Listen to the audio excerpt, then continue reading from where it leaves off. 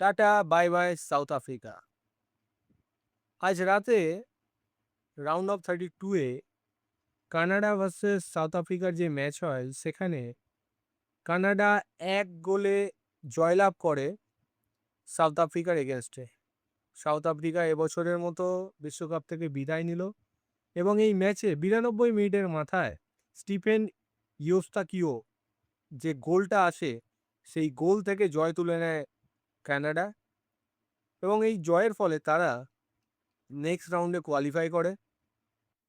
যেহেতু তারা কোয়ালিফাই করে গেছে নেক্সট রাউন্ডের জন্য, তাই নেক্সট রাউন্ডে তারা খেলবে আগামীকাল ভোরবেলায় ৬:৩০টায় যে খেলা আছে মরক্কো ভার্সেস নেদারল্যান্ড, সেই ম্যাচে যারা জয়লাভ করবে তাদের এগেনস্টে তারা রাউন্ড অফ 16 খেলবে।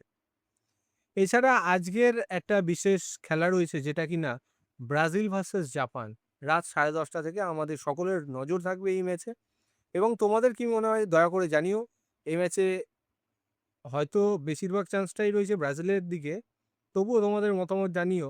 কেননা জাপান কিন্তু ছেড়ে দেবে না। জাপান ফাইট দেবে। তো আমাদের সকলের নজর আছে সেদিকে।